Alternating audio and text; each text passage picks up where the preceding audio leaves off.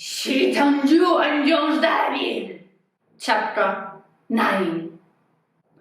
All the day long in every chatter show on the telly, and I can assure it because I knew them all, appeared an effete of me, far from what the effete used to be. That in particular was quite accurate, because the man was a coral artist, and because, according to him, I had a face easy to remember. The first floor neighbor didn't take long to jump into the game. And the following day, I had as many journalists in front of my building as a corrupt Spanish folk singer. I have to admit, it made me feel important, and I had to fight tooth and nail the temptation of going out in a divine black tight-fitting dress with a pair of dark sunglasses covering all my face, hiding a spiteful bitch look behind a suffered widow appearance. But luckily for me, I was able to think it twice and take the fire escape down to the garage. I drove up to Begonia's place. She hadn't arrived from the work yet, but her boyfriend allowed me to go in anyway, even he didn't like me very much. He left me watching the telly and closed himself into the bedroom. I saw it yesterday on the telly, but I couldn't believe it. The cinematographer likes you, Bego said, referring to the guy's good memory. I don't know what to do, I moaned. She suggested I got lost for a few days. They could forget the topic quickly. The trial for a famous bullfighter's fatherhood was about to begin, so they could forget me soon.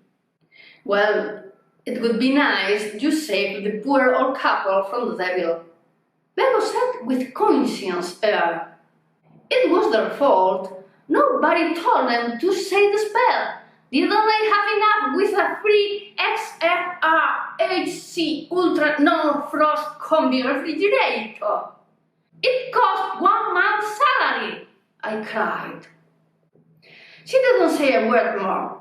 She looked at me badly, censoring me. I already knew what came afterwards. On and on, doing my head in, and as I felt practical, decided to surrender right there. Fine, I'm asking Lois for help, I said. Or would you rather come? At that point, she stopped worrying about the fridge thief owls. She said her boyfriend was getting the dinner, and that I could stay if it suited me, not wanting to know anything about the matter. She plainly knew I was saying it didn't. It just was a subtle and kind way of kicking me out. I looked for a mall to get Wi-Fi for free.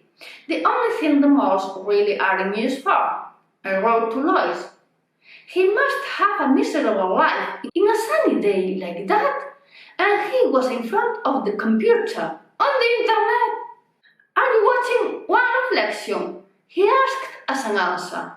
You have to see it. The motherfucker is speaking as an expert. He was talking about Professor Igor Casas de Andrade. The host made the introduction reciting his endless resume while the camera focused a man dressed in a made-to-measure suit, far from the old crowd that didn't raise his eyes from the table I had met.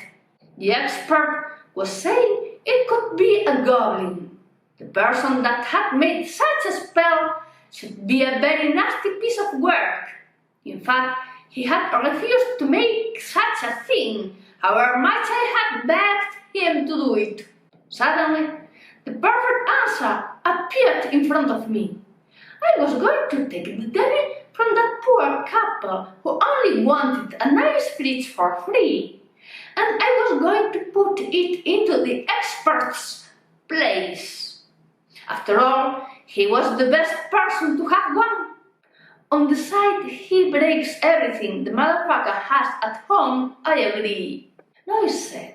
Although a clear but came afterwards. And the bad was that Lois thought the expert would use our little and sweet goblin as a guinea pig. Dissected him, and who knows how many more inappropriate things. He exaggerated because he guessed my weakness. Fine, we'll see what to do with him afterwards. But we have to take the goblin out of the owl's home, I said. If you want, I can keep him, Louis said with a naive voice. Of course, another expert. I dropped to make him realize I realized. Let's go to Bego's place to plan it calmly. I have to work at 10, and I want to have dinner first, he demanded. Don't you ever have vacations? I answered with impertinence. Don't you ever work? He attacked. Well, not right now, I answered, putting an end to the debate.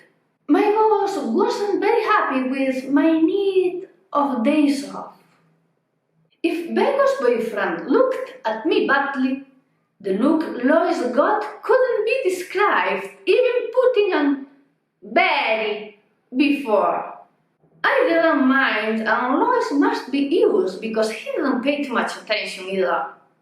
Begonia didn't expect us, so she was dressed in a hideous dressing gown her boyfriend had given her as a present, and that probably his mother had bought. The flowers weren't normal.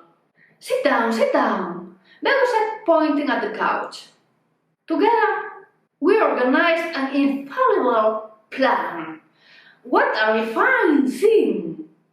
We found the couple's home by the building's front we saw on TV. Lois, the professional one, was going to phone them pretending it was for an interview in Santiago. Meanwhile, Bego and I would go upstairs, keep the devil somewhere, and bring him with us. Then I would have his custody until we found a better place for him. And how are you going in? Bego's boyfriend asked from the bedroom. It was an interesting question with a complex answer. You can do it with a credit card, passing it along the frame, Lois explained. Sure, and how many times did you do it? Because I tried once and it didn't work, he said. Lois didn't say a word. He had never done it, so he could earn that he must be skinned. What credit cards he was going to get? Well, it doesn't matter. We'll see in front of the door, I settled. Sure, the door wasn't going to be watched at all. The other muttered. Tell him to come with us, Bego suggested in low voice. Come with us, you smart Alec, and show us how good you are, I challenged. He came in a hurry, trying to make himself seem interesting. Even we could easily notice he was looking forward to coming. The more, the merriest. The building was one green building with white windows that faces to a street at the beginning of the Outeiro Road. Its location close to a radio station didn't make easy the discretion, because before any phone call, the press would be there immediately. Lois used a private number. He convinced them easily. We could hear them saying yes, yes, yes, and the goblin on the background laughing. We waited hidden behind the pillars of the Army Avenue's flyover for the couple to leave the building. They had the same poor devil look as in the telly. They got into the Citroën 2C Brie that has a brass addition painted almost in the same color. We went out of our hidden place naturally, and in front of the street door, we faced our first obstacle. It's closed, I said. They looked at me as if I had said the big obviousness I said, and a sign language debate that attracted the passers-by's attention began. They really didn't say anything to us, but they muttered for themselves. Scum journalists. Poor people, I cannot imagine what they had to put up with. And they both insulted and gave us a Begonia's boyfriend told me. I did. What? Came out of the wall. Hello, I'm sorry to bother you. We come from the country and we would like to ask you some questions about the goblin. Lois answered in a display of mental agility. From the country? The man asked. You have already been here in the morning. Yes, but we come from other department. We want to give a different approach, Lois said. The old man didn't seem willing to open, but he did. Going up the narrow stairs, which suggested no way the goblin came back home into the fridge. Lois told us he would keep the old man busy asking some questions while Vega's boyfriend opened the door. Then he went down to tell him the first part of the plan had been achieved and they would leave. And we too had to manage ourselves, luck and soul. By the way he was speaking, it seemed they did the hard work, and the devil's kidnapping was a simple formality everyone could fulfill, or even it fulfilled on its own. Vega also noticed it, but she signaled me not to attach importance to it in that moment. We would settle accounts with them when things got calmer. Yeah, she told me all this with only a gesture. We knew each other for long.